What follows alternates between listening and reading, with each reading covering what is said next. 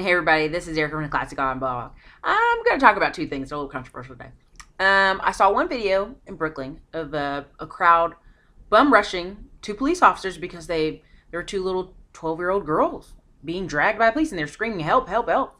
Crowd bum rushes them. The police, still struggle to try to take them, and they're saying help. They're saying, "Why are you taking these girls? Why are you trying to take these girls? What is going on? You're not arresting them. You're just pulling them towards your cars in unmarked cars. That you could be anybody. Stop what you're doing. You're not fully in uniform." The police give up, get in their cars. They don't mace the crowd. They don't do any of that. They leave. And the crowd's yelling to the girls, "Take your butt, A word, home. Don't stay out here. Go home. We just saved you. Go home." Now, if the teenagers did it, I don't know. If they went home, I don't know. I have a feeling those are silly children in New York who walked around all day for who knows how long. Their parents were home. Two, saw another video. At least 10 to 15 people by a mall watching one officer, white, could be a mall cop, could be an officer, trying to chokehold a man. And we've already seen chokeholds are dangerous, unsafe. Even the WWE won't allow chokeholds. So people are screaming in the crowd, "Help, God, help us. God, help us." I'm sorry. God is not a State Farm commercial. He just does not pop out of the sky and go, "Stop, man. Stop choking that woman. Stop choking that man." That's not how God works, okay? You have 10, 15 people in a crowd, and as I'm watching the video, another white man comes by and goes, "Hey, officer, do you need some help?" Grabs the man's arm and starts helping push this man to the ground. All of a sudden, this whole crowd of 15 black people bum rush over. "Hey, what are you doing? You can't do that." And he's like, "I'm just helping." The guy's trying to get the guy down, and he's struggling. I see he's choke holding him, but it's because he can't get him down. Why are people waiting to react? Two different reactions. One, police leave, go away, no improper arrest. These girls are home, hopefully, and not assaulted. Two, we're mad because someone else came and helped. Because we didn't want to. Because we have this standby mentality. We're going to watch it. We're going to see how you do in business first, and then I'm going to talk about doing business is good. I'm going to see how you doing that network marketing thing, and then I'm going to think about if it's good. I'm going to see from over here. I'm going to watch my neighbors, and then I'm going to see how I go. That is a sad mentality. And that's not just black people. Sometimes it's Latinos, sometimes it's Asians.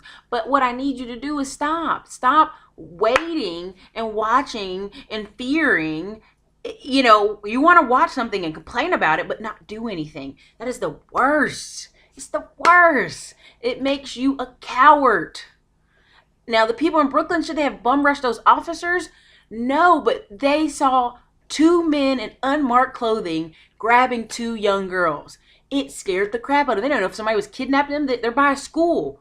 The alarm in their head went off. We got to get these children away from these two men who are grabbing two girls. In the other incident, when you see a man on the ground being chokehold, we already know chokeholds are unsafe. So instead of sitting there crying, "Lord, help us, Lord Jesus," that's some ignorant mess. I can't stand that. I cannot stand black people in the South who act like they are in a slave mentality. And I don't know what school they went to, and I apologize. I know that's already going to offend people, but there are some black people in the South who are chicken shit, just full of it. Now, there's a ton of black people who are gracious and kind and southern and sweet, and, they still stand up for themselves, and they still own their own businesses, and they still do what they got to do in their town. But there's a ton of them who are like chickens and like, "Oh, you better not do that. Somebody might see. I'm scared." Like, what is wrong with you? This is not slavery days. Get out there and go do something. If you don't like the way you're treated, speak up for yourself. Stop running around telling everybody the police is beating people and hurting people. Did you report it? No. Did you call the news company? Did you call the news reporter? Did you call troubleshooter? Did you write an article on a blog? Did you record a YouTube video? Did you tell somebody that could do something about it? No, Eric, I didn't do any of that. Then shut up. Because videos like that, no one's coming to help you. It's just like when Chris Rock says, when he's on the side of the road and his car broke down, he's waving for help. No one comes. But when he starts pushing that car, other people get out of their car and start pushing because they're like, "Look, that man's trying to get that whole car by himself off the road." And that is the problem with some of the minority community and some of the poor community. at the end of the day, if you are hustling your butt off, if you're working 2 jobs, you're not working just one, like I want to go home and watch TV in the afternoon, you can afford to. If you make under $30,000 a year, which millions of Americans do, by the way, close to, I don't know if it's 50 million, I think it's 60 million. I'm going to put a stat on this link so you guys can see it. It's a YouTube image picture I have. But it's from the IRS, straight from the IRS's mouth. There's millions of people making under 30,000 a year.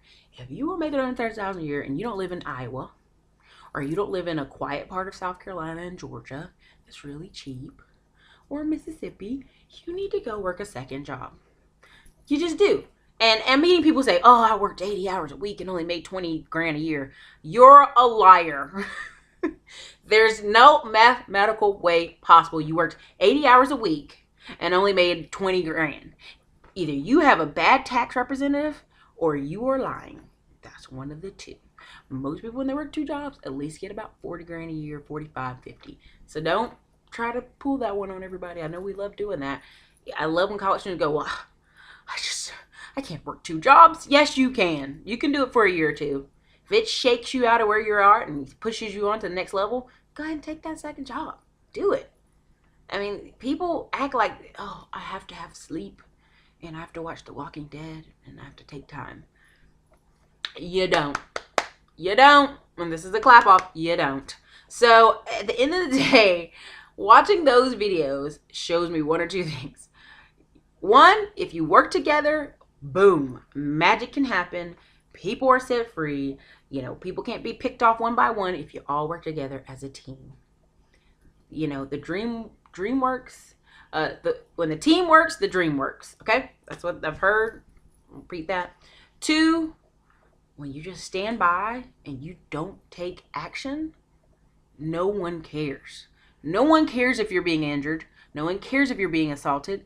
No one cares if you're being attacked. When you are by yourself and you won't even stand up for yourself, you won't even cry out to do something for yourself. You won't even report the police if they're assaulting you, injuring you, attacking you. If you won't stand up for yourself, if you won't go to the school and stand up for your own children and talk to the teacher and say, no, my child's a smart child. You will not speak negatively over my child. If you want to take your children out of a public school system that is treating them bad and suspending them and disciplining them at higher rates than white students, if you won't go find a private school for your child, if you won't go work harder before you even have children, because I'm sorry, people, at the end of the day, if you decide to have children, you have no money. If you're under 24, let's be really honest. People don't like this. If you're under 23 years old and you decide to start having children and all you got is a high school diploma, you got a hard life ahead. Unless in that course of that life, you start growing. You grow a business, you get a nursing degree, you get some kind of asset skill, technical skill that allows you to get a higher paying job. You've signed up for a life of poverty. You have. And you've signed up for a life to just kind of stand by and go, why, we just can't afford that, honey. We can't afford this. We can't afford that. I don't know. I don't know why we can't do anything. That's pathetic. I wouldn't even want to look myself in the mirror if that was my life. I mean, listen. Go down fighting, okay? I mean, that's the strongest thing. I'd rather people go down fighting really, really hard as far as income and their life than sitting there and, oh, Lord, help me. Help me, Lord, help me. Like, yeah, I want you to pray to Jesus, but he's not a magic genie and he's not State Farm. He will not appear out of the sky. So, this is Erica. This is a long one. Hey, you know, I have those days where I'm going to do long ones. So, you guys have a great day. Bye.